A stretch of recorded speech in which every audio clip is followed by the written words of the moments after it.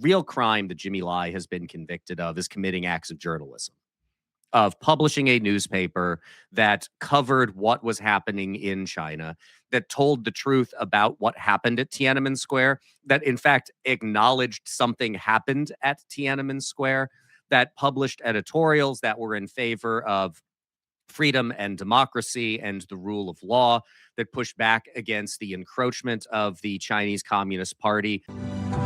Instead of conflict and aggression, here's governance built on grace. Welcome to Gracearchy with Jim Babka.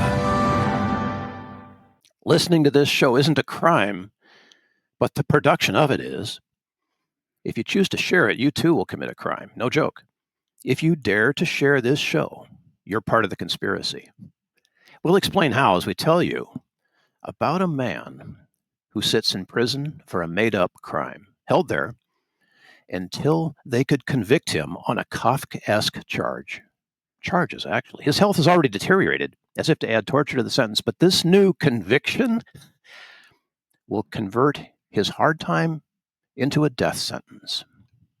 But there's something more that 78-year-old Jimmy Lai wants than your sympathy.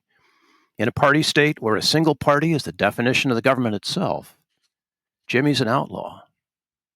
For a reason. I'm Bill Protzman. This is Gracearchy with Jim Babka. Jim, much of our audience will understand, but just to be sure, what is a party state? So we talk about the state. Its technical definition is a moral monopoly on the initiation of force. That means they have the ability to point guns at people. Quickly and quite practically, it can become a very sophisticated grift that claims special privilege to behave in criminal fashion. Organized crime. So think of the state as organized crime. That'll be the good shorthand here. Now, here in the United States, we're used to this theater we go through called voting. And we have some debate and some minute choice as to which party is going to represent us. And the other party is allowed to sop up all of the opposition fervor. Hopefully it doesn't turn to violence. It just turns to more debate. And there appears to be actual ability to dissent with zero violence. It ends up working out a lot like a sporting event. We've called it the conflict machine here before. Sure, yeah. But it could be worse. So Jimmy Lai lives in a party state, which means that the party itself makes all the determination as to who are going to be the governors and what the rules of governing is.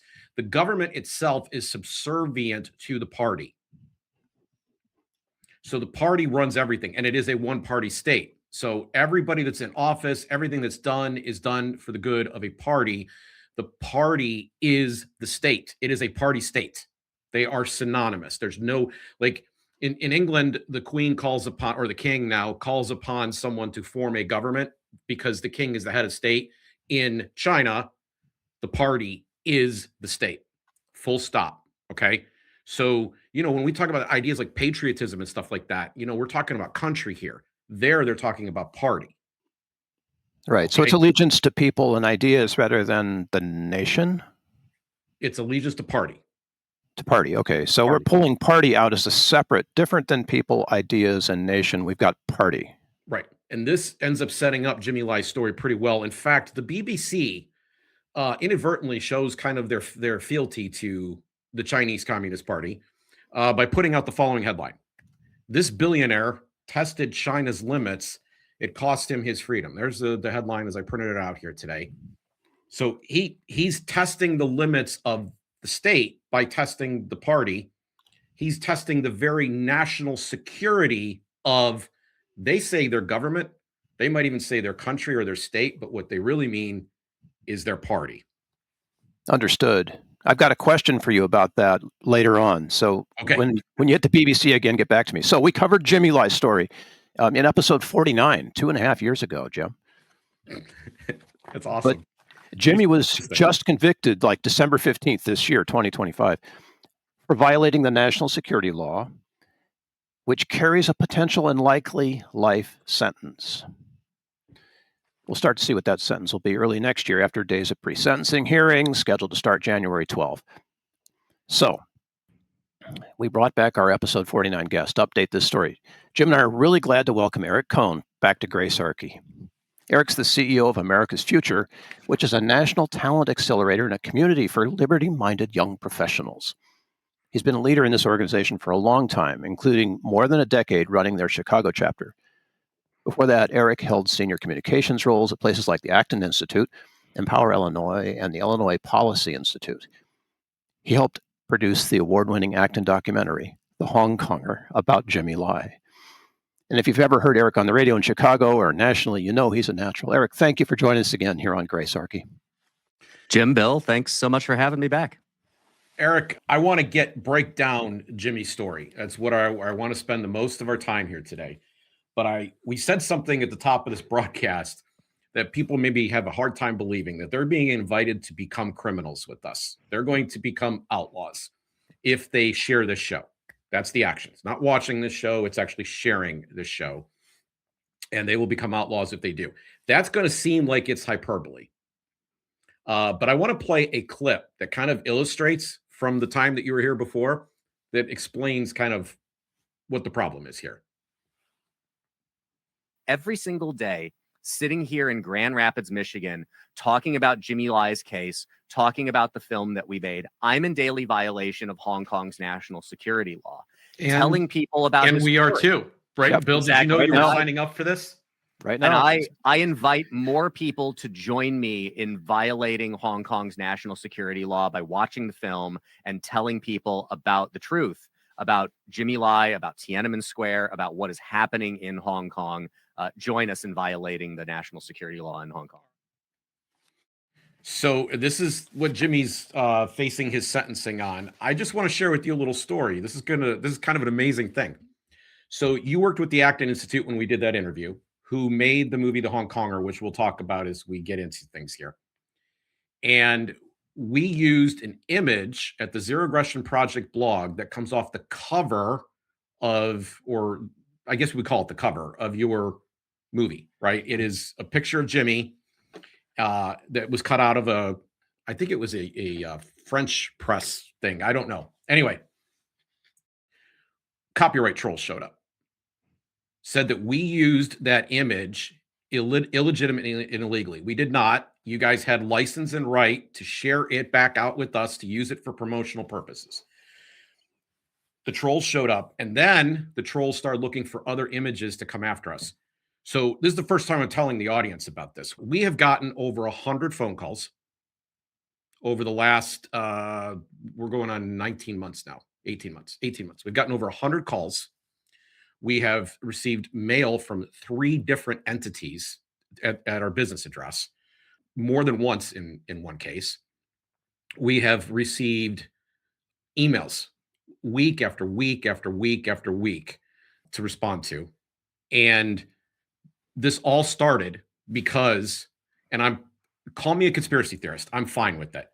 I believe the Chinese Communist Party sicked copyright trolls on us because we ran that episode with you and Justin Arman, episode 49, where we talked about the Hong Konger, the movie. So I will tell you, it caused me some stress. Like when it first started happening, and then especially when mail shows up at your door, it caused me stress. I find it disgusting that they're able to use our legal system in this way against us. They don't follow copyright law over there. They steal stuff. The Chinese government steals stuff all the time. And they come over here and use our laws, which are more moral for the most part, against us. I don't know. Like, I'm curious. I really want the audience to get the gravity of this situation. This is a real present conspiracy that has infiltrated the NBA. It's infiltrated a lot of different entities here. Tell us about the Chinese Communist Party, especially if you have any personal experience to speak to. Well, I would say I could take your copyright story and I can raise you one. When we were in production on the film, we had a denial of service attack on our website and email host at the Acton Institute, took our website and our email down for a period of time. Now, these are the kinds of things where it is hard to say with certainty where it originated, although there certainly were some of the servers that were coming after us were Chinese based. Hard to say where it really originates, but you can draw your own conclusions on that. The point that you were making that I was making that you replayed about being in violation of the national security law by sharing this, by talking about this story, really goes to show you, like what you were just saying about one could take an issue with the way that we structure copyright law in the United States of America. I've got my own issues with it. I think it extends too long. But there is a system there in which one can operate that we would recognize as having some legitimacy of being based in rule of law, that you can be accused of something, that you can litigate that you can defend yourself, that you can find a way to point to us as at the Acton Institute then as the rights holder of that image and push back on that. The national security law that Jimmy Lai was convicted under, the point that I was making there is it extends extra nationally. People who are not citizens of Hong Kong, people who do not reside in Hong Kong, can be in violation of the law of a land that they do not live in and a government to which they are not in any way subject. So the idea of telling this story, of sharing this film, of sharing this conversation, of sharing the truth, if the Chinese Communist Party wanted, if the government of Hong Kong, which is subservient to the Chinese Communist Party to the extent that it is distinguishable, wanted to come after you, they could. I don't have travel to Hong Kong or to China high up on my bucket list anytime soon. I would love, at some point in my life for China to be in a completely different place, to have more democratic government that is better representative of the people and is not going to write laws applying to people who are in no way subject to their jurisdiction. So I guess I just have to cross that off my list for a period of time. But that gives you just one sense of how broad this law is, but also just how extrajudicial, how outside of the bounds of the rule of law as we think of it, the law that Jimmy was most recently convicted under actually is. But it doesn't stop there, right? It extends back in time as well. Like, correct. Something that the law was passed, but anything that he said or did before is part of the mix, right? Yes, correct. It is extranational. It extends to remarks or things that you could have said or done prior to the passage of the law itself.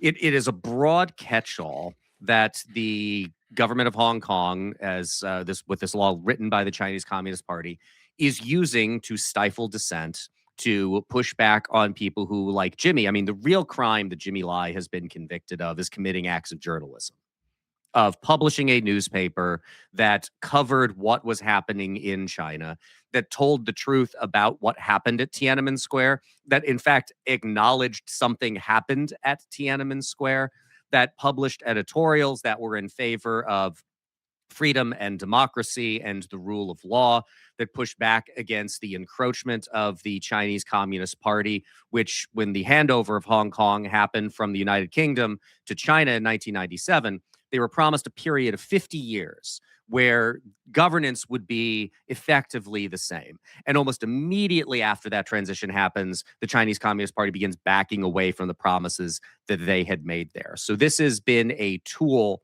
that they have used to go after people, to stifle dissent, to push back against the people of Hong Kong, who, their concept of, there really is no democracy that existed in Hong Kong. There were some questions about whether they may be on a trajectory there. We make this point in the film that they were, however, inheritors of a certain British way of doing things that involved a lot of the institutions that we would recognize as pillars of freedom and democracy, that while they did not have as much in the way of a right to vote and to participate publicly in that sense, there were a lot more guarantees of freedom like you would see in the United Kingdom, that you also see falling away in a lot of ways in the United Kingdom, but not quite to the extent of what you were seeing in Hong Kong under this national security law and under the oppressive thumb of the Chinese Communist Party. So this is a good time for my question about that BBC article you held up, Jim. Is that article a violation of the national security law? It's kind of a Rorschach test. You can squint and stare at it as long as you want, or maybe it's like those magic eye things where you squint at it and eventually you see a ship, right? Eventually you see some violation of the national security law if you look at it long enough. ultimately, and this is really the way that it departs from our concept of a system of justice, in that, we have an imperfect system of justice here in the United States, in that, you look at the way that the Supreme Court of the United States interprets the Constitution. Originalism is the dominant form of interpretation now. We try to understand what people would have at the time that an amendment or that legislation was passed would have understood it to mean. It is grounded in something, though, and the attempts to interpret it are grounded in something very real. What you have here is a catch-all, is that Rorschach test that you can look at, and you can find almost anything to be a violation of it if you really want to. So while I don't believe that there is a lot of desire on behalf of the Chinese Communist Party to go after BBC journalists, at least not yet, they probably would not pursue that. But there are other things that, if they conveniently found that there was somebody there who was a BBC journalist who was making trouble for them, then maybe they would try to make that kind of case. I mean, this really is one of the many problems. I mean, there have been many much more macro issues with what's happening in Hong Kong. But of the national security law in particular, it is this abomination to the very concept of the rule of law, in that almost anything can be wrapped up in it, and it can be used to stifle anyone who is saying what the party does not want them to say or do.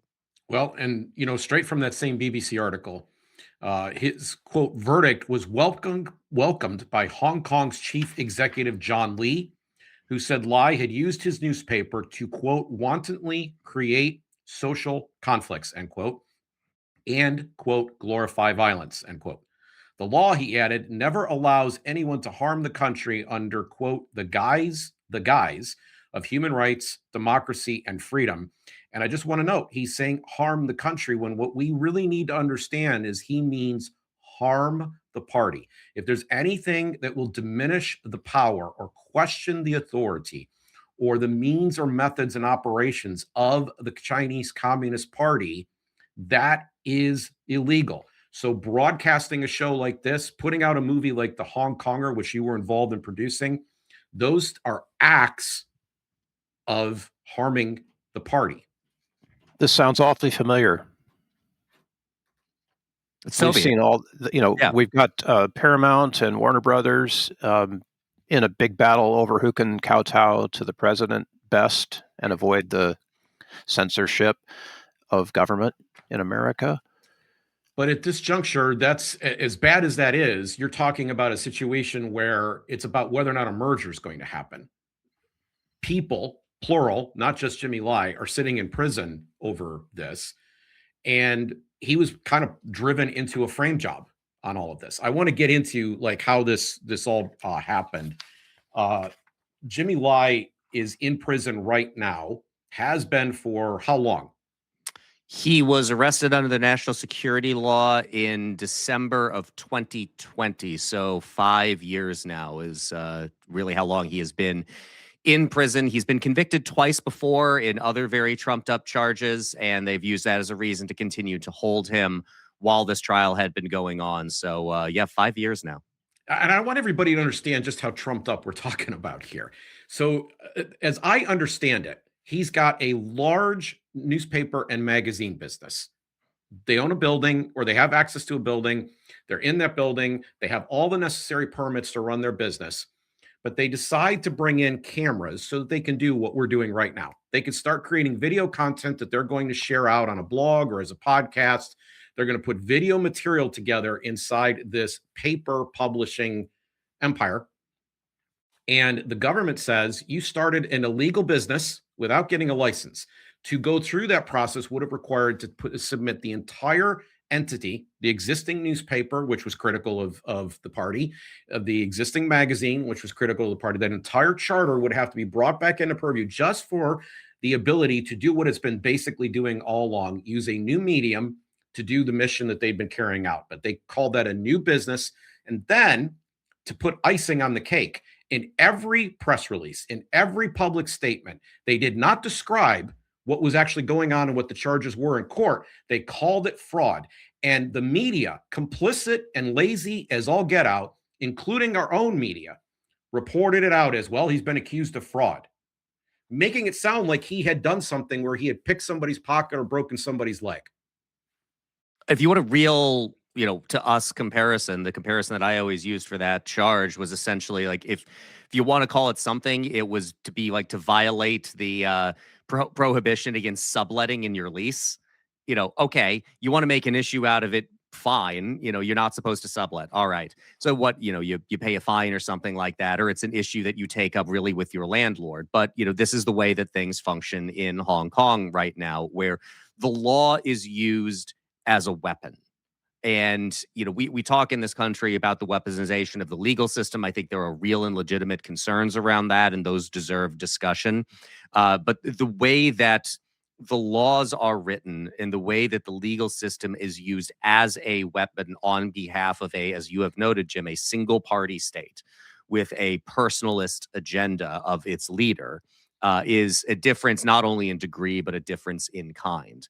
And you're right that it gives them the pretext to be able to, in the local implications of this, continue to hold Jimmy Lai in prison in solitary confinement for so 23 and a half hours. They can deny him bail. Correct. They don't have to give him bail because they have these charges that they convict him on and hold him for periods of time while they put on their bigger case. Yeah, I think they have 5 to 7 years as a sentence for that previous conviction, so they had plenty of time under 5 just to that 7 alone. years for subletting. For subletting, correct, more or less, yes.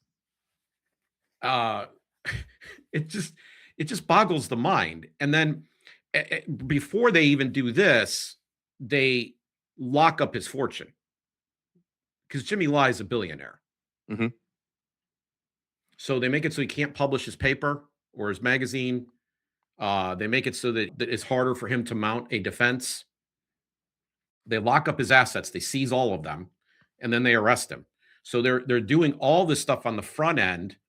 The state is immensely powerful. They're taking all power that he might have in this transaction away from him. Mm-hmm.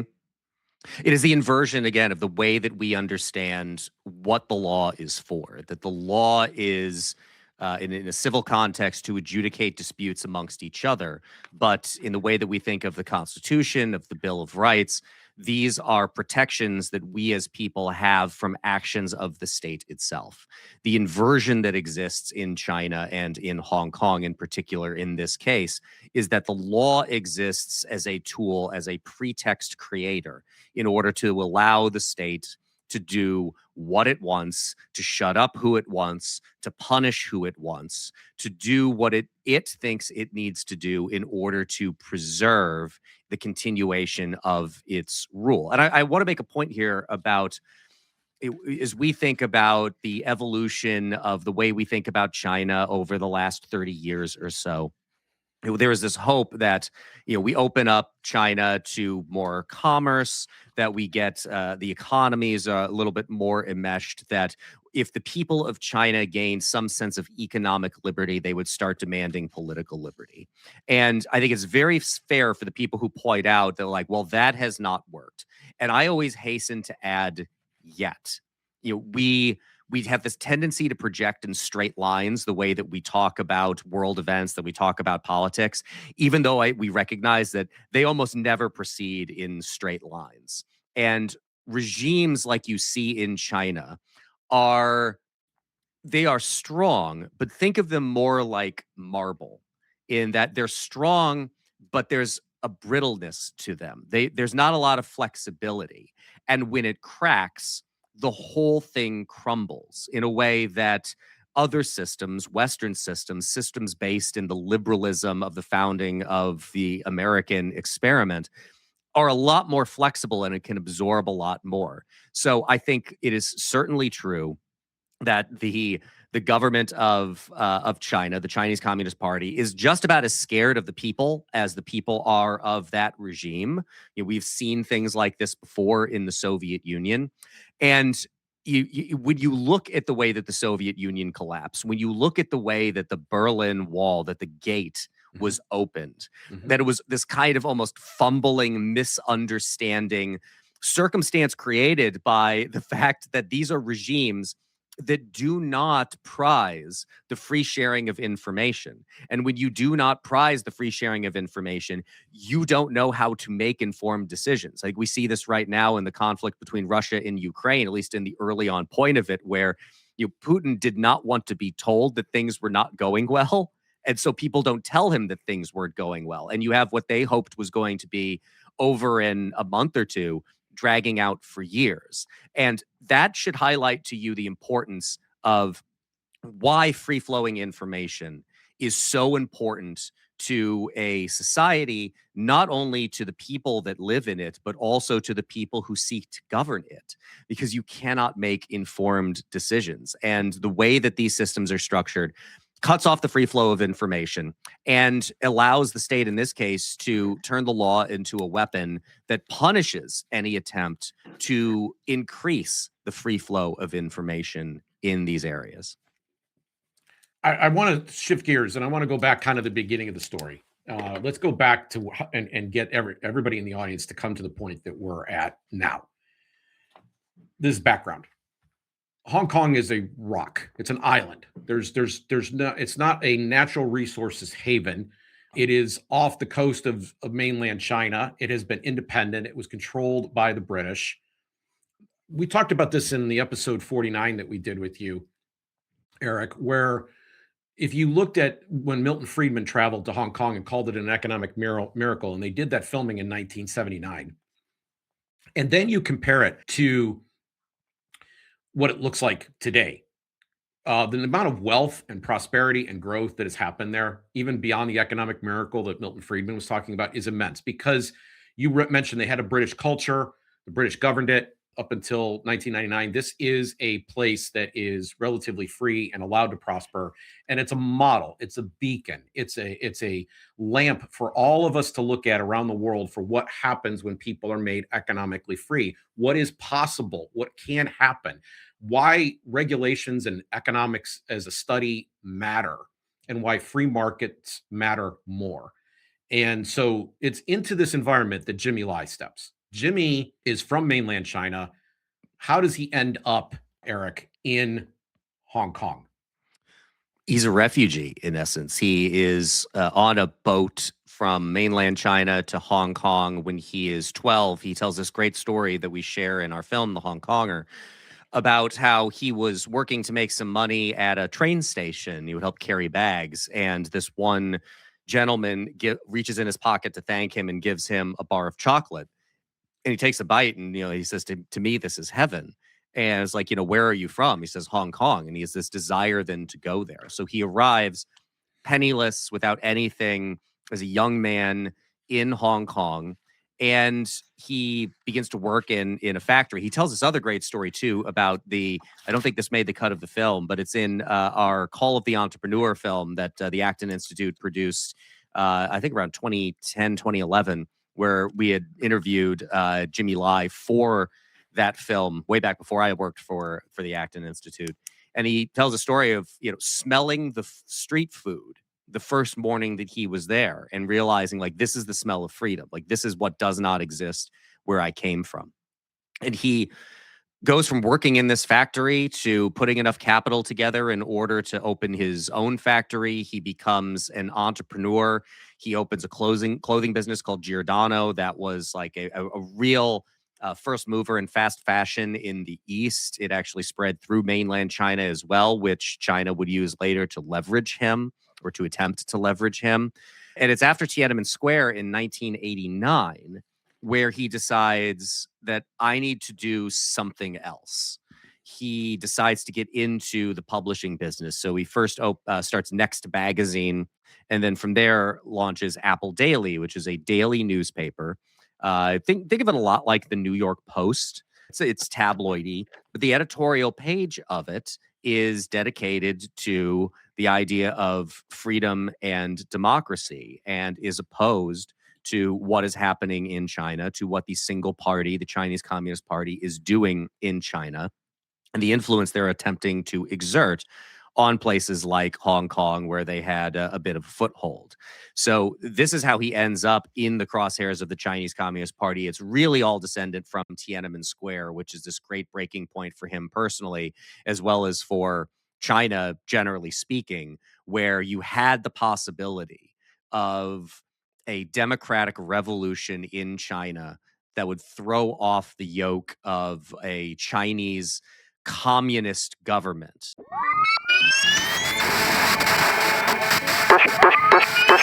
This show is brought to you by the Zero Aggression Project. Zap newsletter subscribers get alerts when each episode is released. The Zap website is also the pathway by which you can contact us by email and support the show. This program operates thanks to tax-deductible Zap contributions, and we appreciate your support. So, zap the state, and have a nice day.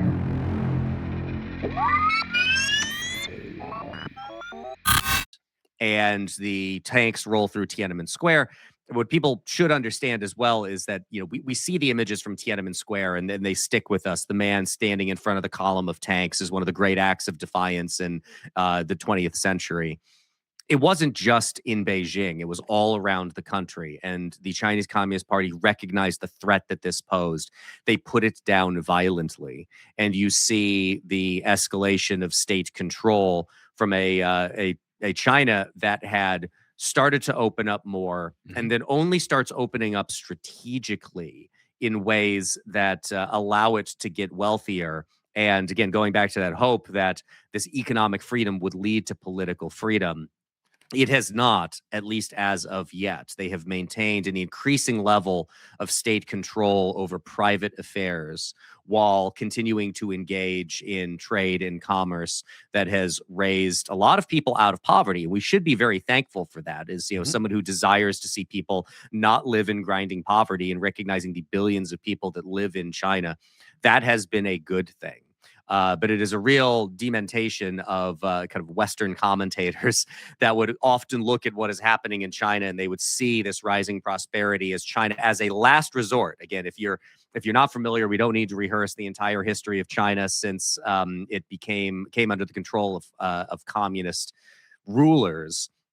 But this is a country that killed millions of people in the name of quote unquote, tens of millions of people in the name of quote unquote progress. And as a last ditch effort, they embraced some market liberalization in order to fix the economic problems under which they were suffering. And the dementation of Western commentators to look at that and go, by God, it must have been the totalitarianism that was the one that solved that. It was like, no, it was the embracing of markets. But this to me is what makes China so challenging for those of us in the West is, say what you will about the, I'm going to half quote the drill tweet here, right? Like, you do not under any circumstances gotta hand it to the Soviet Union.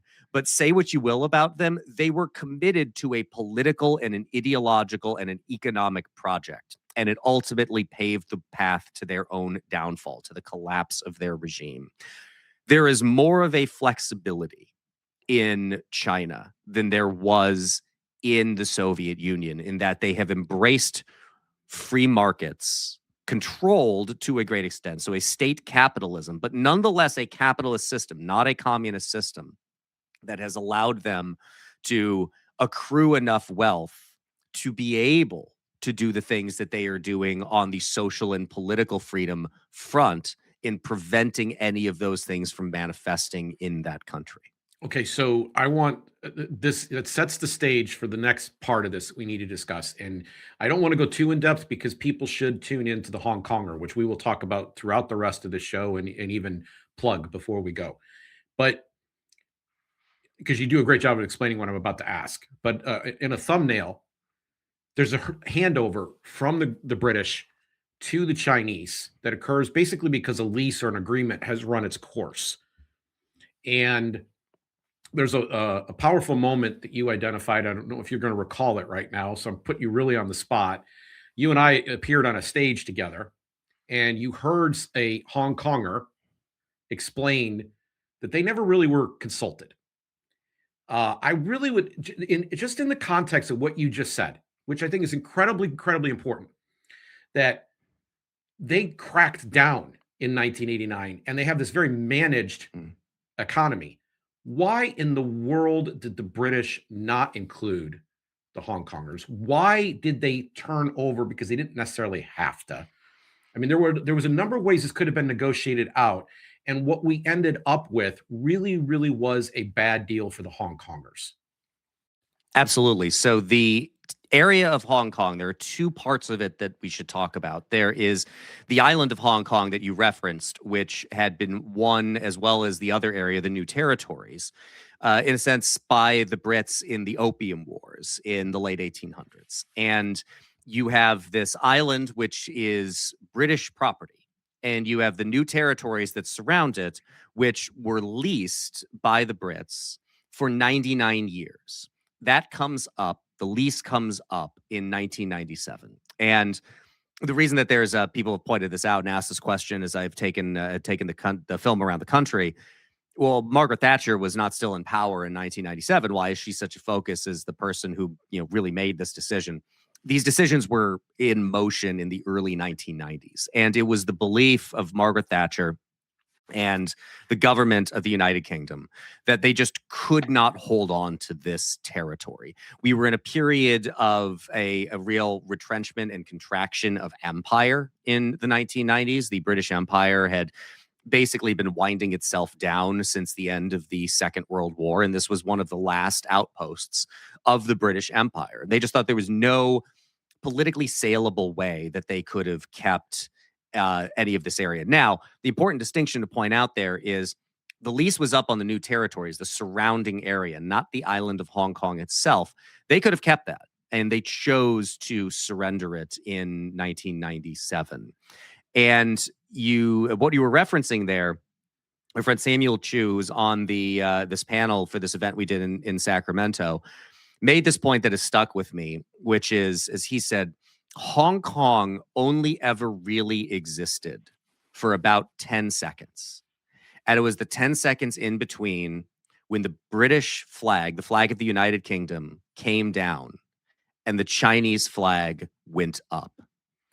They were left out of these conversations almost entirely. It was we see this a lot. It is one of the errors often made by countries in the West that are involved in areas around the world that they do not think of the people that are actually affected directly by a lot of these decisions. We see this again, to draw a parallel with the conflict in Ukraine.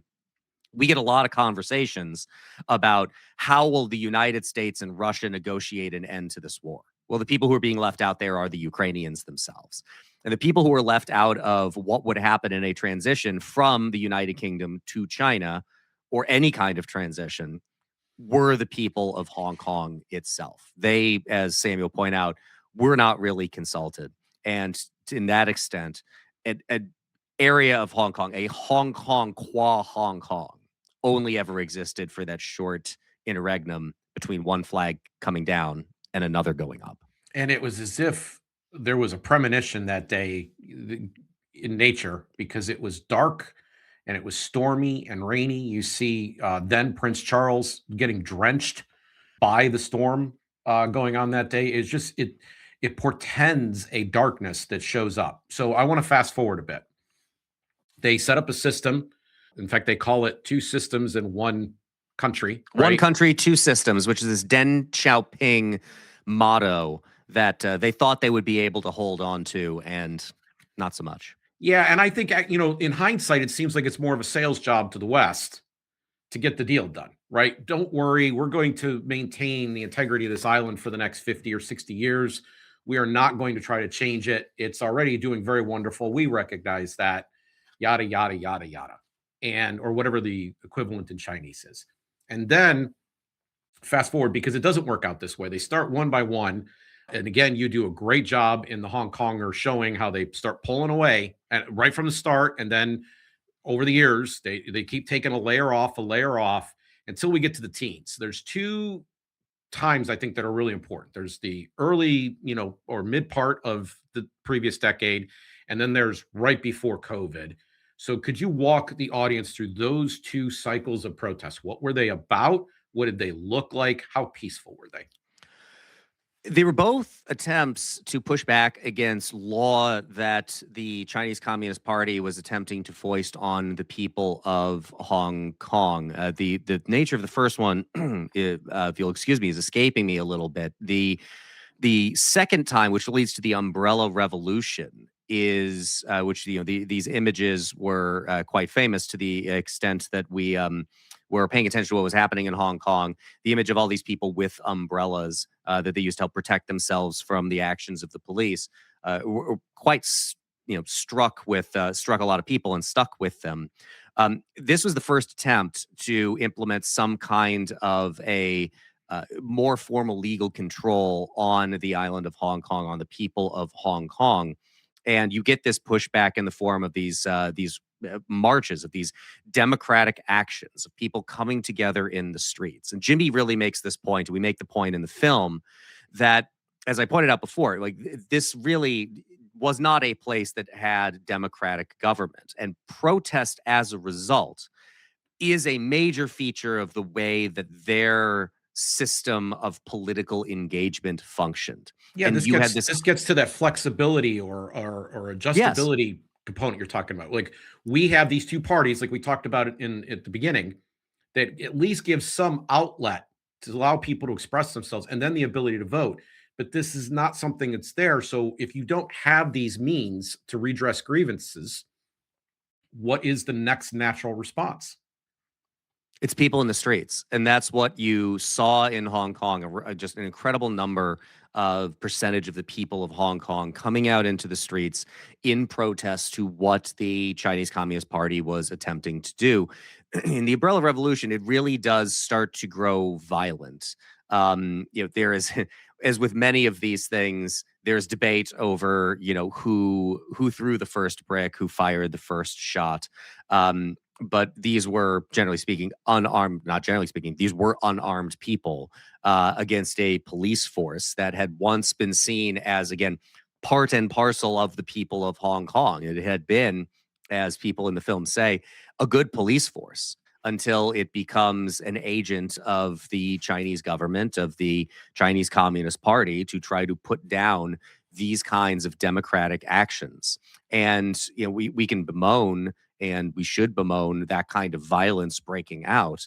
But in a way, it was not particularly surprising. And it also helped pave the way for the national security law, which would come into effect in, I believe, late 2019, which was the reaction to what you saw in the Umbrella Revolution, in an attempt to quash a lot of what was driving that and a lot of what they were seeing. I mean, go back again to the memories of Tiananmen Square, which, while they may not live in the minds of a lot of people in mainland China because of the great lengths that the Chinese Communist Party has gone to erase that event from its history, it does live a long and really dominant life in the minds of the people who run China, in the minds of the people who control China. That really was a breaking point. And, this could have gone a completely different way. And anytime that they see a lot of people in the streets like that, they get really nervous, as they should. What you did see, though, was this, the implementation of this national security law is this very broad net that would be used to sweep up, to suppress free flow of information, media, organizing, protest, anything that they saw that would threaten the, quote, national security of Hong Kong. And even in that quote that you read earlier, the celebration of this verdict by John Lee, I find, in a very Western understanding, the celebration of a verdict going one way or another by some kind of a state leader or a political leader to be a pretty problematic thing. What one should celebrate in those instances is the justice system itself. One should not, I don't think, take a particular pecuniary interest in the outcome one way or another. But you see the welcoming of that by John Lee, who is an agent of, the Chinese Communist Party. He does what they want him to do. But the way that he talked about it, right? The threat to the state itself to the government of it. That's what they're seeking to protect. Go back to the point that I was making about the inversion of the rule of law that they have over there, where the law exists to protect the state from the people, whereas our Constitution exists to protect the people from actions of the state. That is what they are experiencing. That is the system under which they are operating, and that is the mechanism that is being used to oppress people who understood living in some sense of freedom, who have had that stripped away from them since the handover in 1997. And as if to add insult to injury, they're out doing their protests in 2019, but they don't return to the streets in 2020. Ladies and gentlemen, you think we had COVID bad? And I'm using that word. Don't delete it today. We usually bleep that word out. We don't use it because YouTube doesn't like it either. They got it a lot worse. Their government cracked down a lot harder in a lot of different ways than mere masks or temporary lockdowns of various institutions. They went all in, sealed people in their buildings, in part because it was going to quash what remained of any dissent or protest out there. It put an end to the umbrella revolution. It's over. In particular, there was also a candlelight vigil that was held every year in Hong Kong in Victoria Park, remembering Tiananmen Square. And the first year that it did not happen was the year that they were able to use COVID protocols as an excuse to deny the permit for people to gather in Victoria Park. Now, people still gathered, including Jimmy Lai. One of the many crimes against the state of which he has been accused was holding and participating in a candlelight vigil memorial for the victims at Tiananmen Square in violation of the COVID protocols that Hong Kong and the Chinese Communist Party, through the government of Hong Kong, had been implementing. And this footage is also footage of this exact candlelight thing is in the movie The Hong Konger. It is. You're involved in the movie The Hong Konger. What was your role? How did you come to this? What is the story about? I mean, we've covered most of it today, but what's kind of the byline? Yeah. I have a friend who says for everything that you do in life, there's two reasons. There's the good reason and the real reason. Now, I happen to think that the real reason that we wanted to make this film at the Acton Institute happens to also be a good reason. The real reason was Acton's co-founders, Father Robert Sirico and Chris Maurin, had known Jimmy for a very long time. They had, as I noted before, filmed him for The Call of the Entrepreneur, the first documentary that the Acton Institute produced, had interviewed him a couple of times in the lead up to his arrest in December 2020. As we were just talking about COVID, I got to Acton in January 2020. And my joke was I had a lot of ideas for things that I wanted to do, and I got to do almost none of them. Because in March, we immediately begin shifting to, okay, how do we deal with this very rapidly changing world? And one of the big events that Acton does every year is Acton University, held here where I am right now in Grand Rapids, Michigan, in June of every year. And we knew pretty early on, because of the number of international people we'd bring in for that conference, it was like, this is not going to happen in person. There's just no way. So we began transitioning to an Acton University online, and the capstone of AU online that year was an interview with Jimmy Lai, possibly the last interview that he did prior to his arrest. Or actually, if there was one more that he did prior to his arrest, I think that it was another interview that he did with the Acton Institute. He was presented the Faith and Freedom Award that Acton gives out at our virtual annual dinner that we did late in 2020. I had really never heard the name Jimmy Lai when I got to Acton in 2020, which is kind of wild to me now, that this person who I've never met, yet I feel like I know intimately. The reason, the real reason that, as I already told you, that we wanted to make this is because we were uniquely positioned to do so. We had all of this interview footage. We had access to basically all of the other major interview footage out there. I want to thank the Hoover Institution and Peter Robinson's program on Common Knowledge for providing a couple of interviews that they had done with Jimmy. We thought uniquely positioned to make this film. The good reason we wanted to do it is because I think we need stories like this. I'm a marketer, I'm a storyteller by trade, and people you see what Jimmy has done. You noted, Jim, earlier that he's a billionaire. This is somebody who had British citizenship, as anybody who was born before the 1997 handover had. He has a British passport. There were other countries he could have traveled to. He had the funds and the means to get out if he had chosen to, and he chose to stay. He chose to face what he knew was going to be certain imprisonment, brutal imprisonment, a show trial that would result in a guilty verdict, and that would result in a sentence. As you noted, he's 79 years old. He is diabetic. He is not in the greatest of health. He has been held in solitary confinement for all but about 30 minutes of every single day since he has been under the arrest of the government of Hong Kong. Even a 10-year sentence for this, for him, likely is a death sentence. He knew what he would be facing, and he chose to stay. That level of heroism, that level of courage, of moral fortitude, of conviction, of one's beliefs is the kind of thing that is uncommon in this world, in those kinds of dire circumstances. And most of us, thankfully, will be never asked to do anything like Jimmy Lai has been asked, what he has chosen of his own accord to face.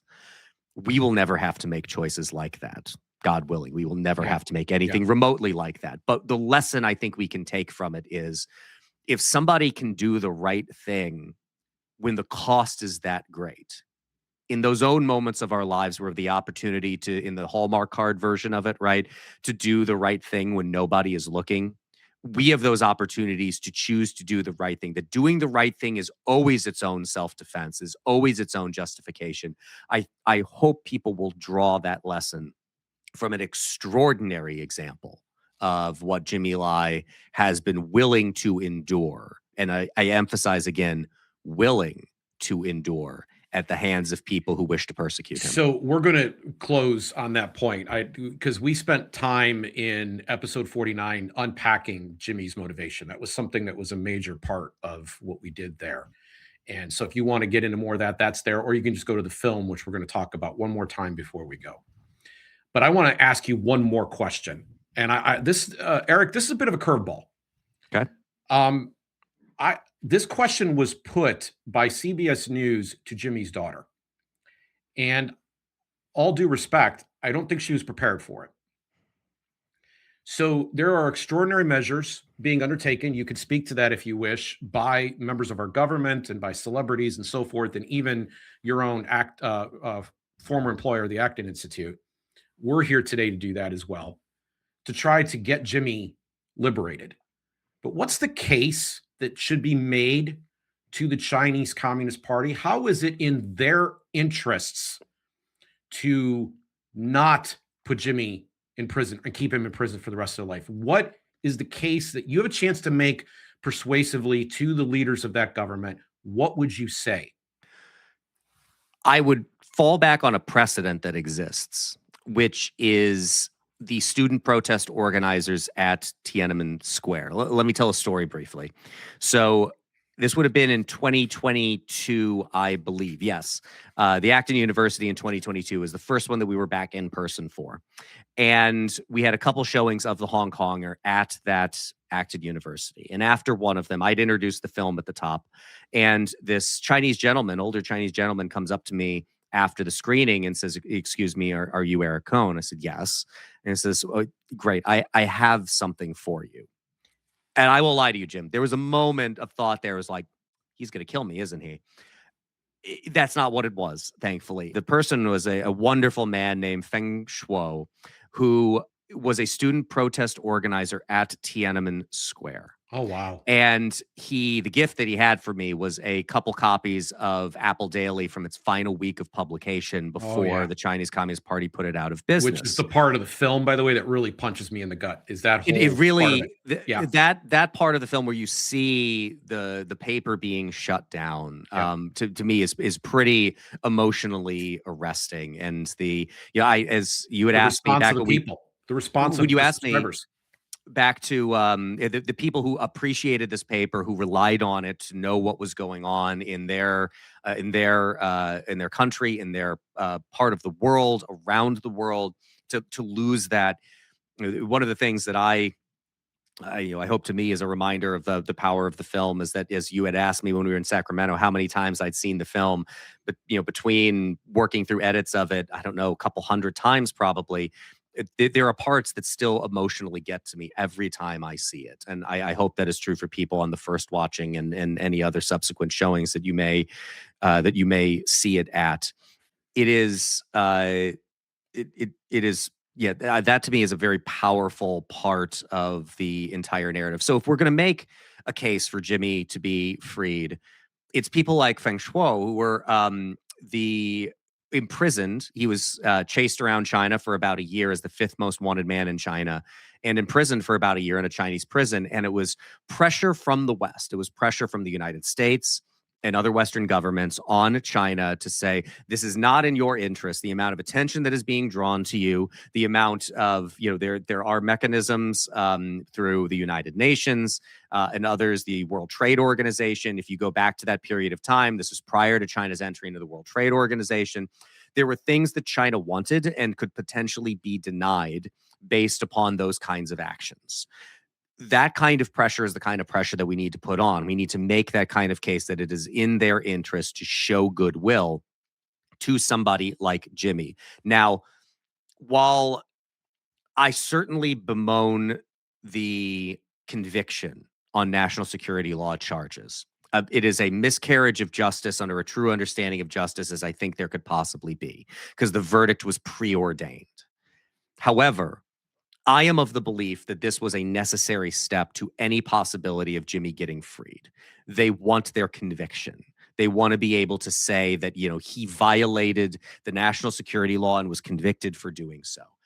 I think it was a necessary predicate for any successful attempt to make the case for him to be free, that it is in their interest for him not to die in prison at their hands. That, if you want to be somewhat callous about it, the public relations problem of that for a China that, as some of my friends who do analysis of, say, the Chinese economy will always have to caveat, if you can believe the numbers, here's what's going on. And the problem is there's no real reason to believe a lot of the numbers. I think there are a lot of social and demographic problems in China. There are a lot of economic problems. People point to the massive acceleration of the economy in China over the last 30 years or so. Going from 0 to 1 is an infinite increase. When you're starting as far behind as they were, there was a lot of catching up that they were able to do. I think that has started to plateau. And I think there are a lot of significant problems that the Chinese Communist Party is going to have to face. Let me say one more thing about this, which is, without getting into any domestic political conversations, I will say that the good thing about Donald Trump on the international stage is there's a chutzpah to what he is willing to say and do that a lot of previous political leaders, I don't know, necessarily would have. And we have heard that when he has spoken with Xi, he has advocated for the release of Jimmy Lai. This is an unadulterated good thing. And it's not something that I necessarily would believe that a lot of other Western political leaders would have done. In fact, to the great shame of the government of the United Kingdom, over multiple prime ministers, they were rather cowardly in the way that they handled this, which is more meaningful to them because he is a British citizen. He holds British citizenship, as do many people who still reside in Hong Kong hold British citizenship. It is a failure politically on their part. And the BBC is still implying that he's, he kind of asked for it. Kind of, yes. It is shameful the way that the British government, although I will say that they have gotten better over the last couple of years. They have been more vocal about it. So the good thing is that President Trump, it has been documented that he has advocated this case. The downside, though, is, as we all know, President Trump's attention will flitter from one thing to the next very quickly.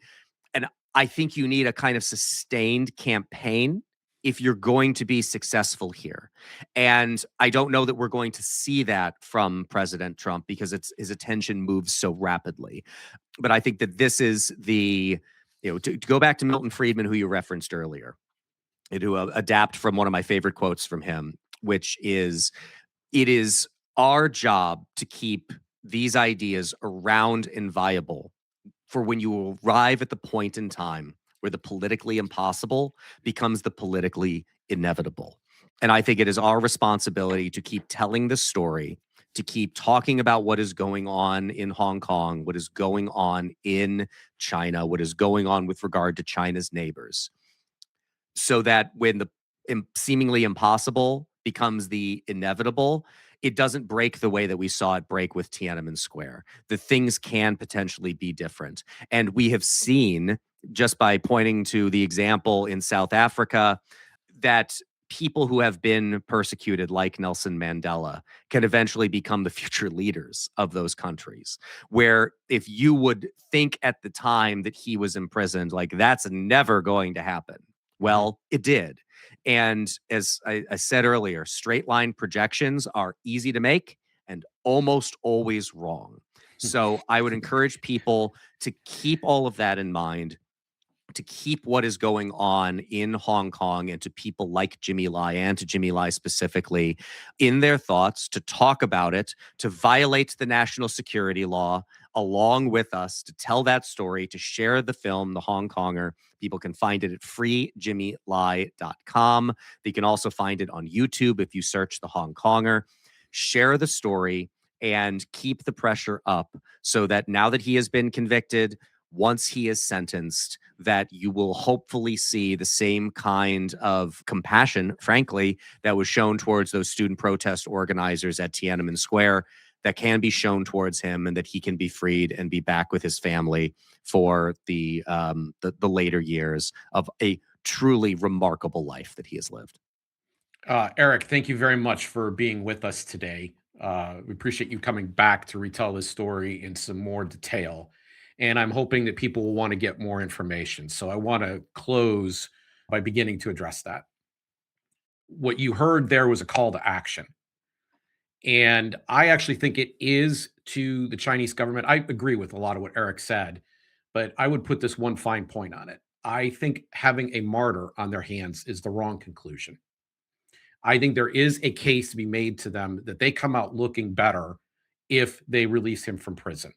They take pressure off their regime, not just for the pecuniary potential sanctions and different methods that could be used there, but just literally the regime could look like they were merciful. They could play it and spin it that way, and they are sophisticated enough to recognize that they can do it and then execute that result. So that's how they can get out, in my opinion.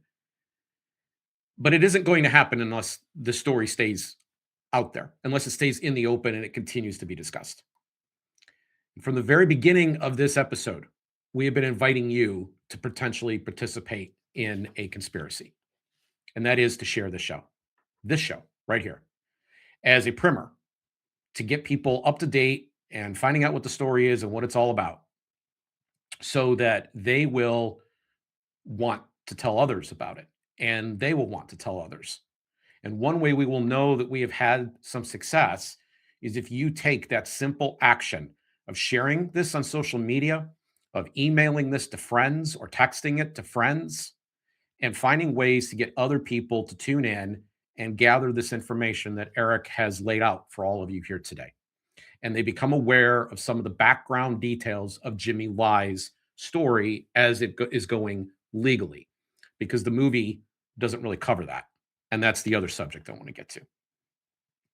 So I'm affiliated. I have some connection to a streaming platform called CiVL, CiVL, CiVL. The CiVL platform has been streaming this for 2.5 years, just like we've been talking about this since 2.5 years ago. They have The Hong Konger for you to watch. We are going to put that show link down in the description for you. I am praying and hoping that people will begin to surge back over there, that film will go viral, because it tells Jimmy's story up until his arrest and what needs to happen. We've given you an update here. He's going to be facing sentencing. There's going to be a pretrial phase that'll start on January 12th as of now. And it's called mitigation. They will look at whether or not there are factors that should be considered to avoid giving him a life sentence.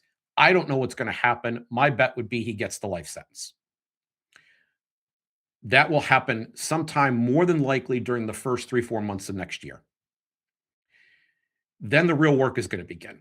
And here we sit now while this will come back up in the news. This will be back up in the news. It was in the news on December 15th. It'll come back up in the news in mid-January. You'll see it if you're looking for it. And you can use that as an opportunity. And every time Jimmy, set a search term if you want, for every time Jimmy Lai, L-A-I, comes up, that you will take some action to tell your friends about his story, that you will make sure people are aware of who he is, because a lot of times you got to ask more than once to get people to take just one action. They have to hear it again and again. And then eventually, like maybe at some point they go, oh, I got to do that at some point. And then eventually there's the moment they do. That's why advertisers repeat these things. So we're going to have the CiVL link for the entire documentary, The Hong Konger, in the show notes. And we're going to encourage you to share this episode now, right now, to start to get the word out about Jimmy's legal situation so that we can get Jimmy out of prison. That's the goal here, and let Jimmy get back out. There's good, sound reasons for that. Jimmy has paid a huge price to be at this point. And when you do this, you will be violating the national security law. I just want to be clear about this. We're all stepping out into a situation where we don't know what price we're going to have to pay, if any, for the action that we're going to take here. People talk big all the time about how they care about freedom and they're willing to put their life on the line for freedom. And they believe maybe even in a Second Amendment. Well, you have almost a Second Amendment-ish opportunity here to share this information in a way that really does disempower a party-run state. So instead of just talking about it, like maybe you enjoy doing, tell about it in a way that undermines the regime. And if I haven't quite sold you enough on whether or not you should come and watch The Hong Konger, I want to conclude this episode with the trailer to that movie. And I hope that by the time you're done, you don't even finish, you go over to CiVL, you find the description down in the link, you click on it, and you go watch the movie, or at least put it in your queue and make a date to do it before January 12th, when Jimmy's sentencing hearing begins. Thank you for watching. The future, which is unknown and uncertain, is still unknown for me, but is certain. Freedom was a very short journey for me. He came as basically a refugee from China when he was a teenager. I was put in the bottom of the fishing trunk, and by the afternoon, we arrived in Hong Kong. And the same night, I was taken to a factory to work as a worker. Well, we eat and sleep in a factory. He was so poor, not highly educated. It was a very happy time. It was a time that I know I had a future. For a Chinese, that's like going from Kansas in black and white to Oz, where everything seems like it's possible. As long as you wanted to work, you could make it in Hong Kong. But British gave us all the institutions of freedom. Freedom of speech, rule of law, property rights, freedom of assembly, and let our resourcefulness flourish. They went from an incredibly poor city to a metropolis. So I started a very small factory. He's a classic entrepreneur. And then I went into retailing. Giordano was this huge brand. If I just go on making money, it doesn't mean anything to me. If I go into the media business, I deliver choice, and choice is freedom. Apple Daily played a very important role in Hong Kong's pro-democracy movement. We've never had a territory of 7.5 million people who have lived and breathed the basic freedom, having that taken away from them. Hong Konger means determination, fearlessness, the belief in human rights. Mr. Lai insisted on marching in front where the authorities could see him. I've been arrested 3 times. The Hong Kong police raided the Apple Daily compound. It's very likely that, I will have to go to prison. He chose to stay in Hong Kong. Their houses firebombed. All I had, this place gave me. I watched this man willingly give up the life of a billionaire to become a dissident. This is a time for sacrifice. Even if they kill me, I will have to fight to the last day. He's probably the most famous newspaperman now jailed in the world. I earned freedom, my life.